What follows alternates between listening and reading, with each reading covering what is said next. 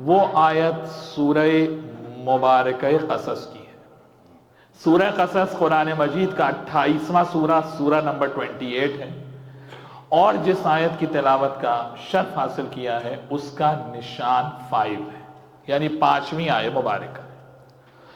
یہ آیت مبارکہ ان آیات میں سے ایک ہے جو 12 اماموں کی امامت کو بیان کر رہی ہے، کیونکہ امام کی فضیلت قرآن میں ناموں سے نہیں آئی ہے بلکہ ان کے صفات اور کمالات سے آئی ہے۔ تفسیر صافی فیض کاشانی کی تفسیر امام جعفر صادق علیہ السلام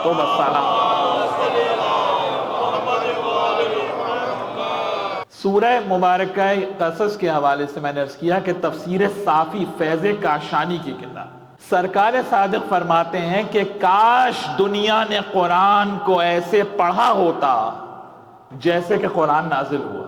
لو قرأ القرآن کما انزل، کاش دنیا نے قرآن کو ایسے پڑھا ہوتا جیسے کہ قرآن نازل ہوا ہے۔ اگر دنیا قرآن کو ایسے پڑھتی تو انہیں معلوم ہوتا مسمعنا فیہ کہ قرآن میں ہم 14 معصومین کے نام لکھے ہوئے ہیں۔ کہ اگر دنیا قرآن ویسے پڑھتی، تفسیر صافی فیض کاشانی، کہ جیسے قرآن نازل ہوا ہے، تو انہیں پتہ چلتا کہ قرآن میں ہم 14 کے نام لکھے ہوئے ہیں۔ تو جو سوال آپ کے ذہن میں آ رہا ہے، کیا اس زمانے میں جو امام کی بات سن رہے ہوں گے ان کے ذہن میں نہیں آ رہا ہوگا کہ فرزند رسول ظاہراً نام تو لکھے ہوئے نظر نہیں آ رہے، تو آپ نے کیسے کہا کہ ہمارے نام لکھے ہوئے ہیں؟ تو امام فرماتے ہیں کہ اگر ہمارے نام، ہمارا ذکر ظاہری اسما سے ہوتا تو تمہیں ہمیں ثابت کرنا کتنا مشکل ہو جاتا۔ دیکھیے کتنے بڑے سوال کا جواب امام دے رہے ہیں۔ آپ کے ذہن میں سوال ہے نا کہ بھئی 12 اماموں کے نام قرآن میں آ جاتے سارا مسئلہ حل ہو جاتا، 14 معصومین کے نام قرآن میں آ جاتے سارا مسئلہ حل ہو جاتا۔ امام یہ فرما رہے ہیں کہ اگر ہمارا تذکرہ ظاہری ناموں سے ہوتا تو تمہیں ہمیں ثابت کرنا کتنا مشکل ہو جاتا۔ دنیا فوراً یہی کہتی کہ یہ کوفے والی علی کی بات تھوڑی ہو رہی ہے، یہ تو کسی اور علی کی بات ہو رہی ہے۔ دنیا فوراً کہتی ہے ابو طالب کے بیٹے کی بات تھوڑی ہو رہی ہے، یہ تو کسی اور علی کی بات ہو رہی ہے۔ امام فرماتے ہیں اسی لیے اللہ نے ہمارا تذکرہ ہمارے ظاہری ناموں سے نہیں کیا ہے بلکہ ہمارے ایٹریبیوٹ سے کیا ہے، ہماری صفات سے کیا ہے، ہمارے کریکٹرسٹکس سے کیا ہے، ہمارے کمالات سے قرآن نے ہمارا تذکرہ کیا ہے۔ جب ان ایٹریبیوٹس اور کریکٹرسٹکس کو اور خصوصیات کو اور ان کمالات کو لے کر عالمین میں ڈھونڈو گے تو سوائے ہم 14 معصومین کے کوئی اہل ہی نہیں ملے گا کہ جن پہ وہ صفات امپلیمنٹ ہو سکے، کیونکہ صفت کے لیے تو کمال چاہیے نا۔ یہ کوئی عہدہ تھوڑی ہے کہ کسی سے چھین لیا جائے، کہ جب ان صفات کو لے کے عالمین میں ڈھونڈو گے تو ہم 14 کے علاوہ کوئی اس قابل ہی نہیں ہے کہ جن پر وہ صفات امپلیمنٹ ہو سکیں۔ یعنی جب قرآن کہے راسخون فی العلم کہ ان کو ہم نے ڈیوائن نالج دی ہے، ان کو ہم نے نالج میں ایمبیڈڈ کیا ہے، ان کو ہم نے علم لدنی عطا کیا ہے، تو یہ آیت کس پہ امپلیمنٹ ہوگی؟ اس پہ امپلیمنٹ ہوگی کہ جو کہے بیٹی سے پوچھ کے بتاؤں گا۔ کس پہ امپلیمنٹ ہوگی؟ اسی پہ امپلیمنٹ ہوگی نا جو ممبر سے کہے سلونی سلونی قبل ان تبخلوا، پوچھو کیا پوچھنا چاہتے ہو، جو دعویٰ سلونی کر رہا ہے۔ اس کا معنی ہے جتنی صفات بھی قرآن میں وہ تمام کی تمام عالم متخیلات میں رہتی اگر 14 معصومین کی ذات نہ ہوتی، اگر آل محمد نہ ہوتے، کیونکہ کسی کا کریکٹر اس لیول پر ہے ہی نہیں کہ جو قرآن کی آیات کی امبریلا کے نیچے آ سکے۔ یہ ہے ملت تشیع کا دعویٰ۔ نہ کسی کو کوئی اختلاف کی بات ہے، نہ کسی سے کوئی جھگڑے کی بات ہے۔ سیدھی بات یہ ہے کہ جب قرآن کہے کونوا مع صادقین، سچوں کے ساتھ ہو جاؤ، تو ان 14 کے علاوہ ایسے لاؤ گے کہاں سے جنہوں نے زندگی میں کبھی جھوٹ نہ بولا ہو۔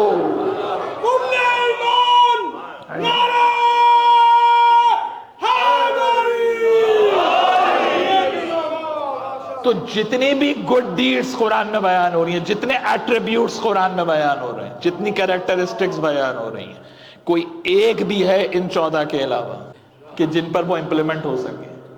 تو یہ پریولیج آپ کا ہے، یہ امتیاز آپ کا ہے کہ جتنی صفات حسنہ قرآن میں بیان ہوئی ہیں، سوائے آپ کے 12 اماموں کے علاوہ کوئی اس قابل ہی نہیں ہے کہ جن پر ان آیات کو امپلیمنٹ کیا جا سکے۔ یہی سبب ہے کہ یہ قرآن ناطق کہلاتے ہیں، یہ بولتا ہوا قرآن کہلاتے ہیں کہ اگر کتاب انسانی شکل میں ہو تو اسے آل محمد کہا جاتا۔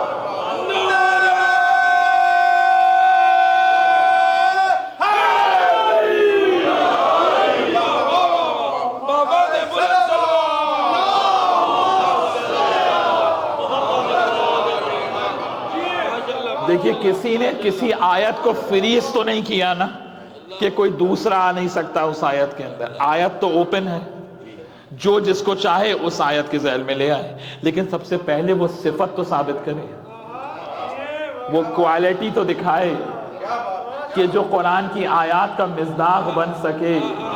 اور جب تک وہ کوالٹی نہیں دکھائے گا اس وقت تک قرآن کی آیات کا مصداق بن نہیں سکتا۔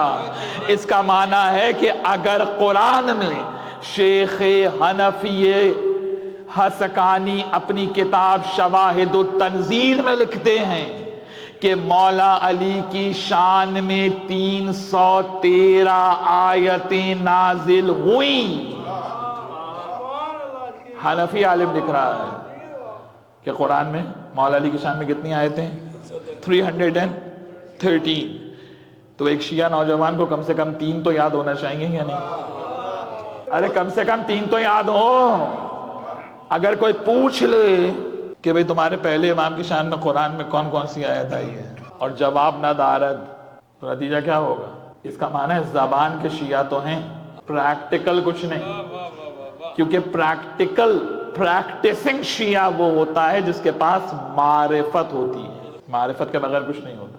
اب ہے سورہ قصص، سورہ نمبر 28 ورس نمبر 5، کیا اعلان ہو رہا ہے؟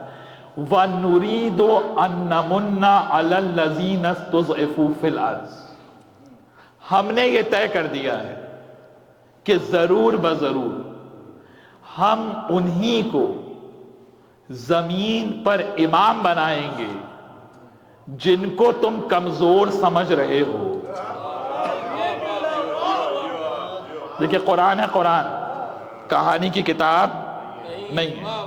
ہم انہی کو امام بنائیں گے کہ جن کو تم کمزور سمجھ رہے ہو، یعنی لشکر نمرود کے پاس، اسٹیبلشمنٹ نمرود کے پاس، اسلحہ نمرود کے پاس، فوج نمرود کے پاس، امامت ابراہیم کے پاس، تم ظاہری طور پر انہیں کمزور سمجھ رہے ہو، لیکن ہم نے یہ طے کیا ہے کہ ہم امام بنائیں گے۔ اس کا معنی ہے امام اللہ بناتا ہے، امت نہیں بناتی۔ امام بنانا اللہ کا کام۔ یہی تو شرک ہے کہ جو کام اللہ کا ہو وہ خود کرنے بیٹھ جائیں۔ یہی تو سب سے بڑا شرک ہے کہ جو کام اللہ کا ہو وہ آپ خود کرنے بیٹھ جائیں۔ وَنَجْعَلَهُمُ الْوَارِثِينَ، اور انہی کو ہم نے اپنا وارث بنایا، یعنی جو امام ہوتا ہے وہی دین کا وارث ہوتا ہے۔ آپ کا اور ہمارا وارث کون بناتا ہے؟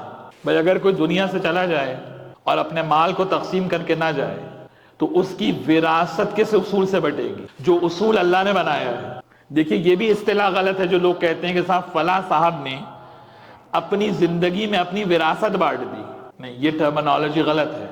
وراثت کا لفظ امپلیمنٹی اس وقت ہوتا ہے، انہیریٹنس کا ورڈ امپلیمنٹی اس وقت ہوتا ہے کہ جب صاحب مال دنیا سے چلا جائے، یعنی اب تک وہ اس کا مال تھا، جب دنیا سے گیا تو اب یہ ملکیت کس کی ہو گئی؟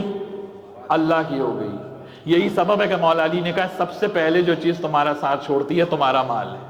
تو اب جب مال اللہ کا ہو گیا، گھر بنایا آپ نے اپنے پیسے سے، کاروبار اسٹیبلش کیا اپنے پیسے سے، گاڑی خریدی اپنے پیسے سے، جیسے ہی دنیا سے گئے اب آپ کی ملکیت نہیں ہے، اب ملکیت کس کی ہے؟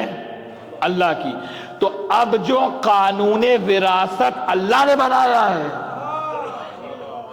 اس قانون وراثت سے وہ مال بٹے گا. مال آپ کا، وارث بنے گا اللہ کے قانون سے. مال ہمارا ہو، وارث اللہ بناتا ہے. دین اللہ کا ہے، وارث امت بنائے گی. مال آپ کا ہے، وارث اللہ بنا رہا ہے. دین اللہ کا ہو تو وارث آپ بنائیں گے. تو جب دین اللہ کا ہے تو وارث بھی وہ بنائے گا. تو یہ کون ہیں؟ یہ امام بھی ہیں، یہ دین کے وارث بھی ہیں، یہ اللہ کے زمین پہ وارث بھی ہیں. تو اب جب آپ کہتے ہیں علی وارث تو یہ بدعت نہیں ہے، عین قرآن ہے. جب آپ کہتے ہیں حسین وارث تو یہ بدعت نہیں ہے، عین قرآن ہے. کیوں بدعت و شرک نہیں ہے؟ اس لیے کہ وارث ہم نے نہیں بنایا، وارث اللہ نے بنایا ہے. جب اللہ نے بنایا ہے تو عین توحید ہے، یعنی امام بھی ان کو اللہ نے بنایا، وارث بھی اللہ نے بنایا. یہی سبب ہے کہ اگر محفل کو زینت ملتی ہے تو ان کے ذکر سے نہیں ملتی جنہیں بندوں نے بنایا ہے، اس کے ذکر سے ملتی ہے جسے اللہ نے بنایا.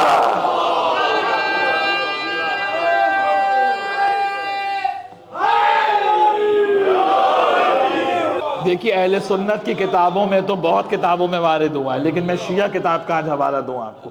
بہت سی ایسی روایتیں ہیں جو ہمارے نوجوان اہل سنت کی کتابوں سے تو جانتے ہیں کہ بخاری میں ہے، مسلم میں ہے، لیکن شیعہ کتابوں کے نام نہیں معلوم ہوتے کہ بھائی ہماری کس کتاب میں آیا ہے. تو میں حوالہ دوں مستدرک الوسائل ملا حسین نوری کی. اس میں روایت موجود ہے کہ پیغمبر نے کہا زینوا مجالسکم بذکر علی ابن ابی طالب، اپنی مجلسوں کو زینت دو علی بن ابی طالب کے ذکر سے. یعنی وہ مجلس منحوس ہوتی ہے جس میں ذکر علی نہ ہو.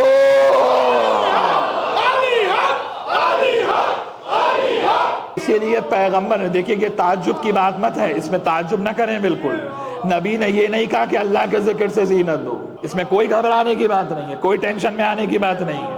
نبی نے یہ نہیں کہا کہ میرے ذکر سے زینت دو، نبی نے کہا علی بن ابی طالب کے ذکر سے زینت دو، کیونکہ علی کے ذکر تک آئے گا ہی وہ جو توحید کو بھی مانتا ہوگا، رسالت کو بھی مانتا ہوگا. دیکھیں میں نے آپ کی خدمت میں قرآن کی آیت ہدیہ کی، مستند قول پیغمبر آپ کی خدمت میں ہدیہ کیا، اور صرف یہی نہیں بلکہ کہا النظر الی وجہ علی بن ابی طالب عبادت، علی کے چہرے کی طرف دیکھنا عبادت ہے. ذکر علی عبادت، علی کا ذکر عبادت ہے. حب علی عبادت، دل میں علی کی محبت رکھو، عبادت ہے. اب مجھے بتائیے علی کا چہرہ دیکھنا ہے عبادت. اور روایت بھی سچی خاتون کی ہے کہ جنہوں نے اپنے بابا سے پوچھ لیا کہ آئے ہیں آپ رسول کی عیادت کو، دیکھ رہے ہیں علی کے چہرے کو، تو کیا بیٹی کیا تمہیں یاد نہیں ہے کہ رسول اللہ ہی نے کہا ہے النظر الی وجہ علی بن ابی طالب عبادت، کہ علی کے چہرے کی طرف دیکھنا عبادت ہے.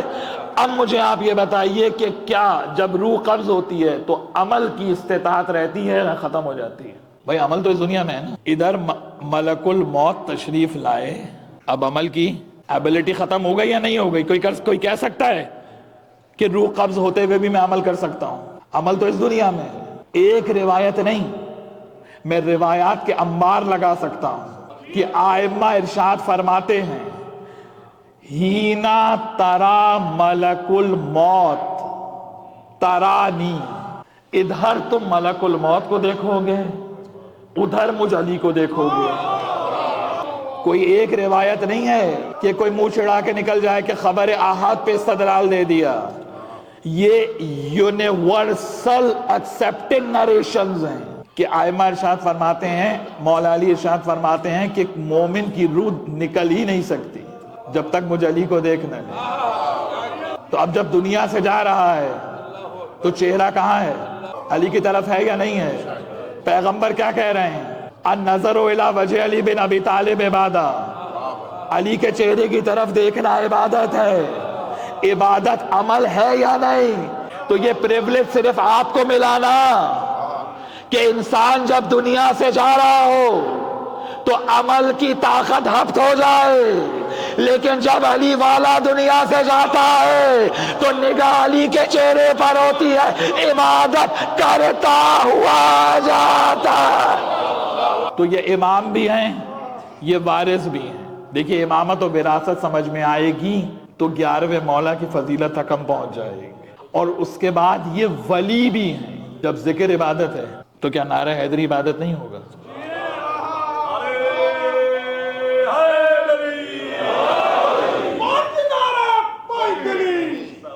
بھئی ہے یا نہیں ہے؟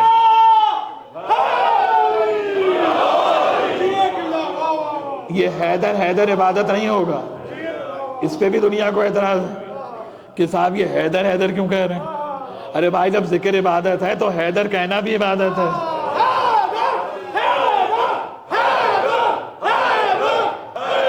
اور صرف اتنا نہیں، عبادت کو اپریشیٹ کرنا بھی عبادت ہے۔ عبادت کو اپریشیٹ کرنا عبادت ہے یا نہیں؟ آپ کہتے ہیں نا واہ ہے، واو، او گڈ جاب، یہ کیا ہے؟ یہ اپریسیشن ہے، یعنی کسی اچھی بات کو سن کے جب اپریشیٹ کیا جائے تو دل سے نکلتا ہے واہ۔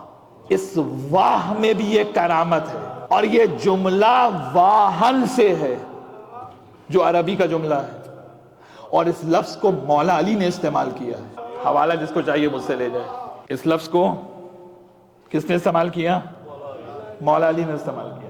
تو جب آپ اہل بیت کے فضائل سن کے کہتے ہیں نا بھائی واہ، واہ کہنا بھی مومن کی اسپریچویلٹی کو بڑھاتا ہے۔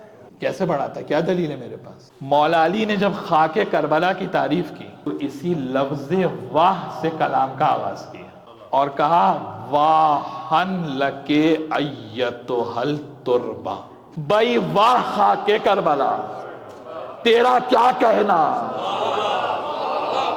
تو تجھ سے اٹھے گا وہ بغیر حساب کتاب کے جنت میں داخل ہوگا۔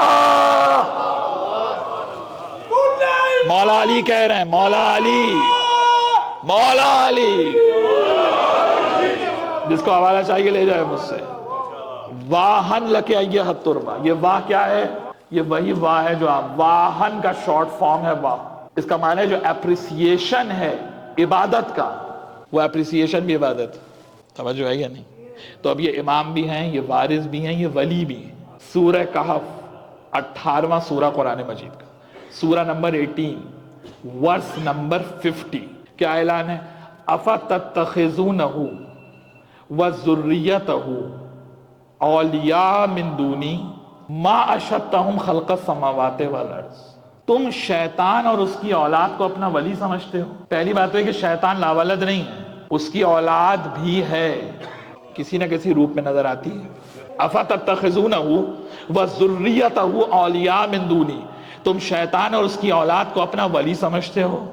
ما اشہدتہم خلق السماوات والارض، شیطان تمہارا ولی کیسے ہو سکتا ہے؟ ہم نے اس کو کائنات کی خلقت پر گواہ نہیں بنایا۔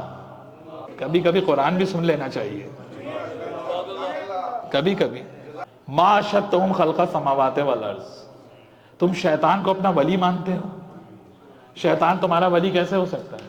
ہم نے اسے زمین و آسمان کی خلقت پر وٹنس نہیں بنایا۔ آیت نے کیا بتایا؟ قرآن کی زبان میں ولی اسے کہتے ہیں کہ زمین و آسمان بن رہا ہو اور وہ دیکھ رہا ہو۔ جو ہے یا نہیں؟ قرآن کی زبان میں، اعظمیت نے پیچھے بیٹھ کے مجلس نہیں سنی جاتی ہے۔ قرآن کی زبان میں ولی کسے کہتے ہیں؟ کہ جو زمین و آسمان کی خلقت کا گواہ ہو، اسے کہتے ہیں قرآن کی زبان میں ولی۔ ہر مزار والا پیر فقیر ولی نہیں ہوتا.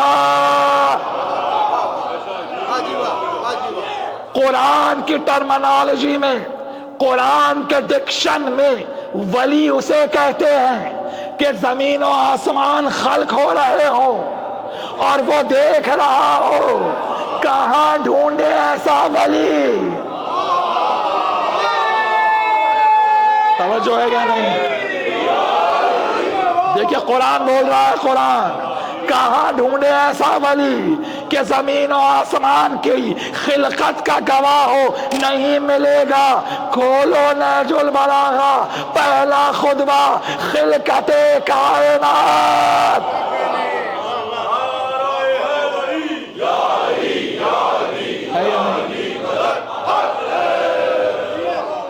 کریشن آف یونیورس پر علی بن ابی طالب کے علاوہ کسی نے بات کی ہے؟ جا کے دیکھیے، ببلیکل نیریشنز کو اٹھا لیجئے، ببلیکل نیریشنز کو اٹھائیے، دوسرے آپ جناب ورڈز کو اٹھائیے، ہسٹری کو اٹھائیے، کہیں کائنات میں آپ کو ملے گا کہ 1400 برس پہلے کوئی خلقت کائنات پہ بات کر رہا ہو.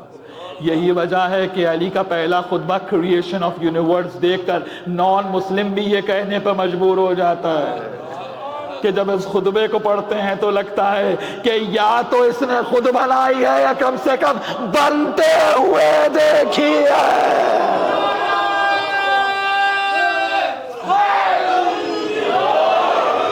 یہ کون ہے؟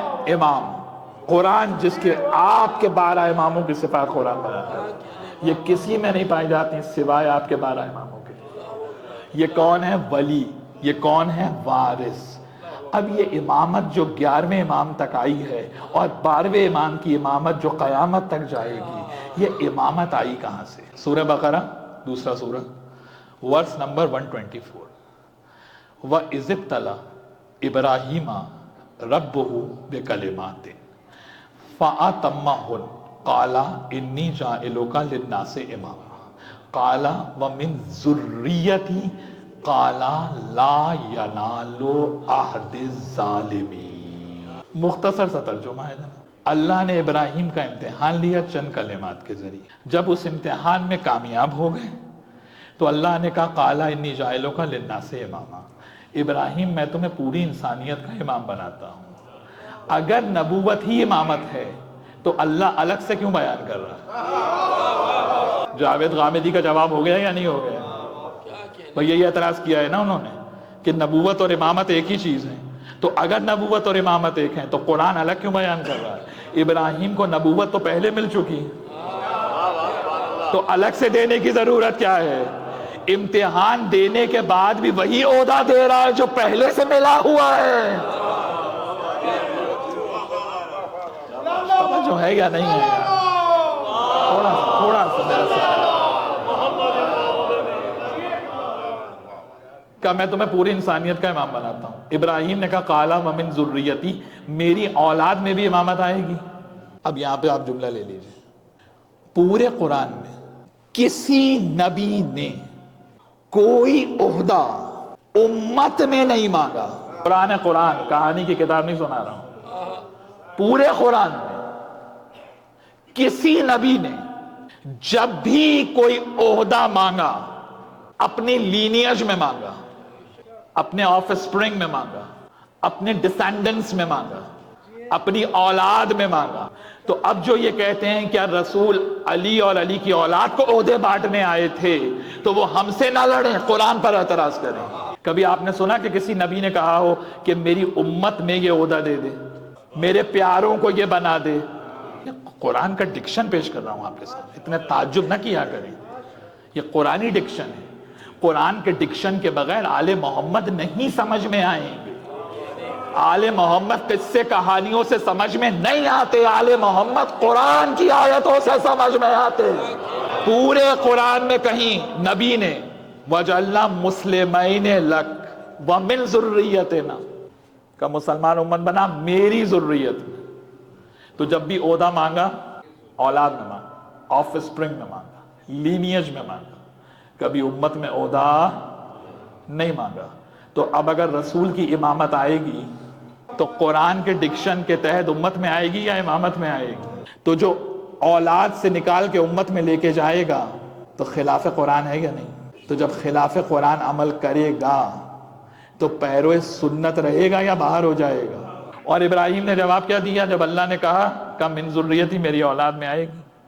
کہ قال لا ینال عہد الظالمین، کہا اولاد میں تو آئے گی لیکن کسی ظالم کو نہیں ملے گی۔ اور قرآن کیا کہہ رہا ہے؟ ان الشرک لظلم عظیم، سب سے بڑا ظلم تو شرک ہے، یعنی جس کے دامن پر بھی ایک اسپاٹ بھی شرک کا لگا ہو، جس کا سر ایک مرتبہ بھی کسی بت کے آگے جھکا ہو، سب کچھ ہو سکتا ہے، امت کا امام نہیں ہو سکتا۔ اور صرف امامت نہیں آئی ابراہیم کی اولاد، نبوت بھی آئی۔ سورہ عنکبوت کیا کہہ رہی ہے؟ وَوَهَبْنَا لَهُ إِسْحَاقَ وَيَعْقُوبَ، اور ہم نے ابراہیم کو اسحاق دیا اور یعقوب عطا کیا۔ وَجَعَلْنَا فِي ذُرِّيَّتِهِ النُّبُوَّةَ وَالْكِتَابَ، یہ کیا ہے؟ سورہ عنکبوت ورس نمبر 27۔ کیا اعلان ہے؟ ہم نے ابراہیم کی اولاد میں، وہ بھی دیکھیے اب نبوت بھی لینیج میں آ رہی ہے، آف اسپرنگ میں آ رہی ہے، ڈسینڈنس میں آ رہی ہے، نبوت رکھی ابراہیم کی اولاد۔ تو اب ابراہیم کی اولاد میں کتنے عہدے ہیں؟ 2 عہدے ہیں، ایک عہدہ امامت کا، دوسرا عہدہ نبوت کا۔ کچھ سورہ احزاب آپ کے ذہن میں ہے؟ 33 سورہ ہے قرآن کا، اس کی ورس نمبر 40 ہے، ما کان محمد ابا احد من رجالکم ولیکن رسول اللہ و خاتم النبیین۔ پوری آیت کا ترجمہ آج چھوڑ دیتے ہیں، بس اتنا سا ترجمہ سن لیجئے کہ ہم نے محمد کو خاتم النبیین بنایا ہے، یعنی نبوت ختم ہو گئی محمد مصطفیٰ پر۔ ابراہیم کی اولاد میں 2 عہدے آئے، ایک نبوت ایک امامت، دونوں عہدے اللہ نے شروع کیے۔ نبوت تو ختم ہو گئی محمد مصطفیٰ پر، اب سوال یہ ہے کہ ختم نبوت کی تو آیت ہے، ختم امامت کی آیت کہاں ہے؟ ختم امامت کی آیت کہاں ہے؟ تو عہدہ شروع کیا اللہ نے، ختم کریں گے آپ، اس کا معنی امامت آج بھی جاری ہے۔ تو اگر جاری ہے تو امام ہے کون؟ وہی ہے کہ جس پہ شب قدر میں ملائکہ نازل ہوتے۔ اہل سنت کی کتاب ینابع المودہ، شیخ سلیمان حنفی قندوزی، قسطنطنیہ کے مفتی تھے، حنفی المذہب بزرگ تھے، انہوں نے اپنی کتاب میں جابر بن عبداللہ انصاری سے روایت کو لکھا کہ پیغمبر کے پاس ایک یہودی آیا، اس نے کہا میرے پاس 12 اماموں کے نام ہیں جو آپ کے وصی ہیں، ان کی کنیتیں بتا دیں اور القاب بتا دیں۔ اہل سنت کا عالم لکھ رہا ہے، پہلے امام سے شروع کیا اور 11ویں اور 12ویں مولا تک بیان کیا کہ 11واں حسن ہے کہ جس کا کنیت عسکری ہے، 28 برس کے سن میں شہادت ہے، 22 برس کے سن میں ظاہری امامت ہے، یعنی only 6 years کا ڈیوریشن ہے امامت کا سرکار عسکری کا۔ اور امام رضا کے بعد شیعت اتنی اسٹیبلش ہو چکی تھی کہ یہ تینوں امام، ان کو ابن الرضا کہا جاتا ہے، سرکار تقی کو بھی ابن الرضا کہتے ہیں، سرکار ہادی کو، سرکار علی نقی کو بھی ابن الرضا کہا جاتا ہے، اور سرکار عسکری کو بھی ابن الرضا کہا جاتا ہے۔ اسی وجہ سے بنو عباس نے سب سے زیادہ جو سختیاں کی ہیں وہ ان تینوں اماموں پہ کی، کیونکہ شیعت اسٹیبلش ہو چکی تھی۔ اسی لیے سرکار عسکری فرماتے ہیں کہ تمہاری 5 علامتیں ہیں، انہیں ظاہر کرو، یعنی اپنے اوپر سختیاں برداشت کر لیں، لیکن کہا دیکھو اب تقیہ نہیں، اب اپنی آئیڈنٹیٹی دوسروں کو بتاؤ، اب اپنی علامت دوسروں کے سامنے ظاہر کرو۔ اب سن لیجئے سرکار حسن عسکری شیعوں کی 5 علامتیں بتا رہے ہیں اور کہہ رہے ہیں کہ ان کو ظاہر کرو، یہ تمہاری آئیڈنٹیٹی ہے۔ کل میں نے ذکر کیا تھا نا کہ جیسے دوسرے مذاہب کی آئیڈینٹی ہے، یہ سیاہ لباس آپ کی آئیڈینٹی ہے جو شہزادی زینب نے آپ کو عطا کیا ہے۔ پہلی امام نے کیا بتائی کہ دیکھو ہمیشہ علی والا انگوٹھی سیدھے ہاتھ میں پہنتا ہے، کبھی الٹے ہاتھ میں نہیں پہنتا۔ کیوں؟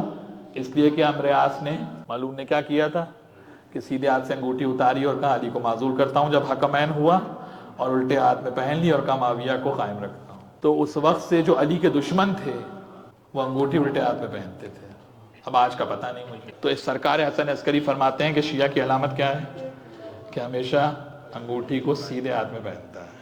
اس کا معنی ہے اپنی علامت کو ظاہر کرنا بھی عبادت ہے اور حکم امام ہے۔ دوسری علامت شیعہ کی کیا ہے؟ ڈیلی 51 رکعت نماز۔ اب یہاں پرابلم آ گئی، ابھی تک تو بالکل گاڑی صحیح چل رہی ہے، اب پرابلم ہو گئی۔ کا 17 واجب، ارے گن لو بھائی، اور 34 مستحب کا جو پوری 51 روز پڑھتا ہے، یہ ہے شیعہ کی علامت، یعنی شیعہ کی آئیڈینٹی نماز ہے۔ کا تیسری علامت کیا ہے کہ نماز میں بسم اللہ کو زور سے پڑھو، یعنی کہیں اگر آپ نماز پڑھ رہے ہیں اور دوسرے بھی موجود ہوں تو ڈرے نہیں، بیک فٹ پہ مت آئے، ورنہ سرکار امام عسکری کے حکم کے خلاف ہو جائے گا۔ بسم اللہ کو زور سے پڑھیں تاکہ دنیا کو پتہ چلے کہ آپ علی والے ہیں۔ اور اس کے بعد سرکار حسن عسکری فرماتے ہیں کہ میرا شیعہ وہ ہے جو اظہار کرے اور خاک پہ سجدہ کرے، کبھی اپنی سجدگاہ کو چھپاؤ نہیں۔ سرکار حسن عسکری نے وہ 6 برس کے صعوبت میں گزارے کہ مولا حج پر نہیں جا سکے۔ یہ واحد امام ہے کہ جو امام ظاہری طور پر خود عین حج ہے لیکن ظاہری طور پر حج کی سعادت سے محروم رہے۔ اسی لیے علماء نے لکھا ہے، عرفاء نے لکھا ہے کہ جب حج پہ جاؤ تو سرکار حسن عسکری کو یاد کرو، یار پہ مولا کی مظلومیت کو یاد کرو۔ کہا کہ خاک پہ سجدہ کرنا، سجدگاہ پہ سجدہ کرنا، تربت کربلا پہ سجدہ کرنا، کیا ہے؟ آئیڈینٹی ہے تمہاری، علامت ہے تمہاری، اسے ظاہر کیا کرو، چھپایا نہ کرو۔ اور اس کے بعد آخری علامت زیارت اربعین۔ دیکھیے سید الشہداء کی زیارت تو روز کریں گے تو عرش پہ اللہ کی زیارت ہو جائے گی، لیکن امام کیا فرما رہے ہیں کہ زیارت اربعین شیعہ کی آئیڈینٹی ہے، یعنی اس وقت سرکار حسن عسکری نے پیشن گوئی کر دی۔ دیکھو یہ جو اربعین حسینی ہے نا، یہ تمہاری ہیبت کی علامت ہے، یہ اربعین حسینی تمہاری طاقت کی علامت ہے، یہ اربعین حسینی تشیع کی آئیڈینٹی ہے۔ اور اسی کی پیشن گوئی 11 محرم کو شہزادی زینب نے کر دی تھی کہ جب سید سجاد فرماتے ہیں کہ میرا دل اس طرح سے غمگین تھا کہ ابھی روح پرواز کر جائے گی، تو میری پھوپھی نے کہا بیٹا سجاد صبر کر، اور کہا بیٹے ایک وقت آئے گا کہ یہ زمین و آسمان میرے بھائی کے ذکر سے بھر جائے، پوری کائنات سے زائر آئیں گے، یہ سرزمین زیارت کرنے والوں سے بھری ہوئی ہوگی، دنیا کے ہر گوشے سے زائرین آئیں گے۔ تو یہ آج اربعین حسینی کی جو ہیبت ہے، یہ جو کروڑوں لوگ جمع ہوتے ہیں، یہ زینب کی بصیرت و علم غیب کا اعلان ہے۔ امام کی شب شہادت تک ہم آ گئے، ایام عزا کی آخری شب۔ امام فرماتے ہیں ما منا الا المقتول او مسموم، ہم میں سے جو بھی گیا یا تلوار سے قتل ہوا یا زہر سے شہید، اور میرا مولا علی وہ مظلوم ہے کہ سر پہ تلوار بھی لگی ہے اور اس طرح سے زہر میں ڈوبی ہوئی ہے کہ ایک ہی دن میں جسم کا پورا خون خشک ہو گیا۔ اور جب جراح آیا اور اس نے دیکھا کہ پیشانی مطہر پر زرد رومال بنا ہے تو کہتا ہے مجھے پہچاننا مشکل ہو رہا تھا کہ وہ رومال زیادہ زرد ہے یا علی کا چہرہ زیادہ زرد۔ سرکار عسکری جب زہر دیا گیا نا، مولا حسن کے لیے آپ روایت سنتے ہیں کہ جگر کے ٹکڑے کٹ کٹ کے باہر آ رہے تھے، لیکن سرکار حسن عسکری کے لیے روایت ہے کہ امام فرماتے ہیں کہ ایسا محسوس ہو رہا ہے کہ جیسا میرا جگر پگھل رہا ہو۔ غلام کو بھیجا کہ دیکھو پردے کے پیچھے میرا بیٹا موجود ہے۔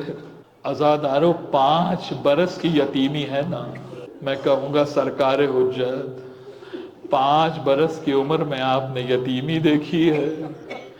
آپ کے بابا اس دنیا سے جا رہے ہیں، لیکن یہ تو اطمینان ہے نا کہ کوئی بالوں سے گھسیٹنے والا تو نہیں کھڑا ہوا۔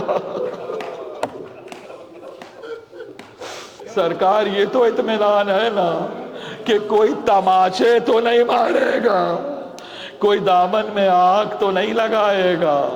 عزادارو سرکار حجت تشریف لائے۔ ایک مرتبہ امام عسکری نے پانی طلب کیا۔ عزادارو روایات میں ہے کہ زہر کے اثر کی وجہ سے میرے مولا کا جسم لرز رہا۔ ایک مرتبہ سرکار حجت نے بغل گیر کیا۔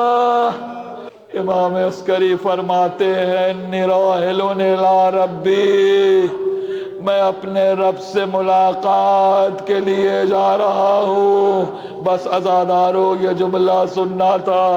ایک مرتبہ سرکار حجت کی آنکھوں سے آنسو روا ہوئے۔ میں کہوں گا سرکار امام مہدی، آپ کی غربت، آپ کی مظلومیت، لیکن جب آپ کے بابا اس دنیا سے جا رہے ہیں تو کس اطمینان سے آپ نے پانی کا کوزہ لیا۔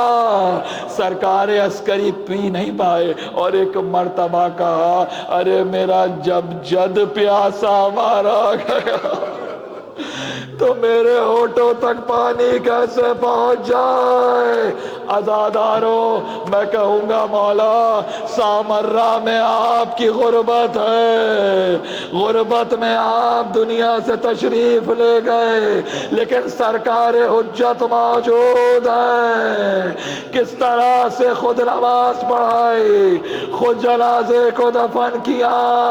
میں کہوں گا ذرا آ کر دیکھیے وہ بیٹا کہ جو پشت ذوالجنا پر زخموں سے چور۔ عزادارو جب امیر مختار کا احسان ہے، جب الوداع کی گفتگو ہو تو الوداع کی گفتگو مکمل نہیں ہے جب تک امیر مختار کا تذکرہ نہ ہو۔ امیر مختار کا احسان ہے کہ اس نے مقتل کو لکھوایا۔ امیر مختار نے ایک ایک روایت انہوں نے لکھوائی ہے۔ جب ہرملہ کو بلایا نا، کہا ہرملہ بتا تیرے پاس کتنے تیر تھے اور کہاں کہاں تو نے رہا کیے۔ کہتا ہے امیر میرے ترکش میں 3 بھال کے 4 تیر تھے۔ کہا ہرملہ بتا وہ 4 تیر کہاں کہاں رہا کیے۔ کا پہلا تیر مشک سکینہ کا نشانہ لیا، سارا پانی بہہ گیا۔ ایک مرتبہ عباس نے گھوڑے کا رخ موڑا۔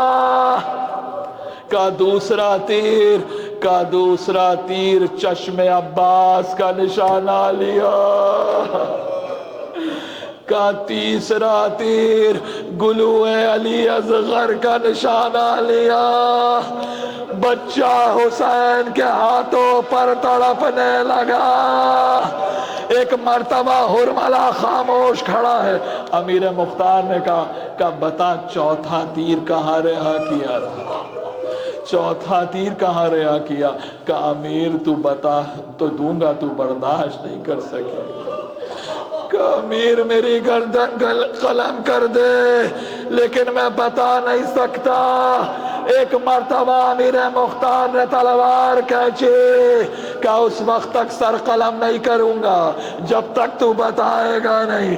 ایک مرتبہ بتانا شروع کیا، کہتا ہے سن سکتا ہے تو سن کہ چوتھا تیر کہاں رہا کیا۔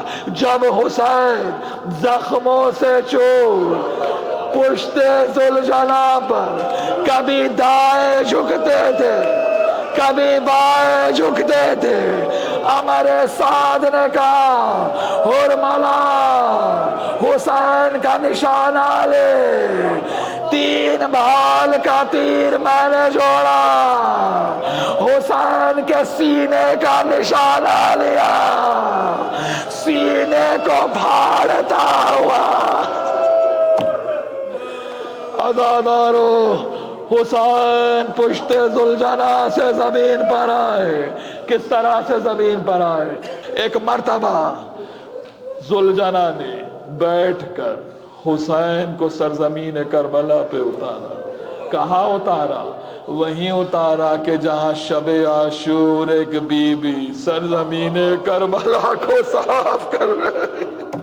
شیخ جعفر شستری خصائص الحسینیہ اپنے مقتل میں لکھتے ہیں کہ جب میرا مولا پشت زلجنا سے زمین پر آیا, اتنے تیر سینے میں پیوست تھے کہ جو پہلی سانس حسین نے لی ہے, ایک مرتبہ خون کا فوارہ اٹھا. میں کہوں گا سرکار عسکری امام حجت نے کس طرح سے آپ کا سر اپنے زانوں پہ رکھا ہے. ارے آ کر اس بیٹے کو دیکھیے کہ جو خیمے میں آوازیں سن رہا ہے کہ کس طرح فوجیں بھاگ رہی ہیں. امام زمانہ زیارت ناہیہ میں کہتے ہیں میرے جد مظلوم پر سلام کہ جن کا لاشا ایک مرتبہ نہیں 2 مرتبہ پامال ہوا. ایک مرتبہ حسین کی زندگی میں پامال ہوا, دوسری مرتبہ حسین کی شہادت کے بعد پامال ہوا. بس عزادارو, سرکار عسکری کا تابوت ہے. میں کہوں گا مولا وہ آپ کی غربت سامرہ میں ہے, یہ حسین کی غربت ہے کہ امام زمانہ آپ ہی کے فرزند کہہ رہے ہیں شمرن جالسن علی صدرے وآخذن بلیہتک. شمر حسین کے سینے پر سوار تھا, ریش مبارک کو کھینچتا تھا, رخسار پر تماچے مارتا, رخساروں پر تماچے مارتا تھا. چوتھے امام سے روایت ہے, آخری جملے چوتھے امام سے روایت ہے کہ شمر پشت پہ بیٹھا تھا اور پشت سے حسین کا گلا کاٹا. زیارت ناہیہ میں امام زمانہ کہتے ہیں کہ شمر سینے پر سوار تھا. جب ایک مرتبہ شیخ جعفر شستری سے کسی نے پوچھا کہ دونوں روایتیں معصوم کی ہیں, امام زمانہ کہتے ہیں شمر سینے پہ سوار تھا, چوتھے امام کہتے ہیں پشت پہ سوار تھا, کہ کون سی روایت صحیح ہے؟ شیخ جعفر شستری کہتے ہیں اپنے مقتل میں دونوں روایتیں صحیح ہیں. کبھی پشت پہ بیٹھتا تھا, ریش مبارک کو گھسیٹتا تھا, رخساروں پر تماچے مارتا تھا. کبھی پشت پہ بیٹھتا تھا, بالوں سے گھسیٹتا تھا, رخساروں کو سرزمین کربلا پہ لگا تھا. جب ہمارے سعد نے پوچھا کہ تو تیز خنجر لے کے کربلا کیوں نہیں گیا تھا, کہ 18 ضربیں لگانا پڑی. اس کے بعد ارے حسین کی سوکھی بھی رگیں تھی, ایک ہی وار میں کاٹ دیتا.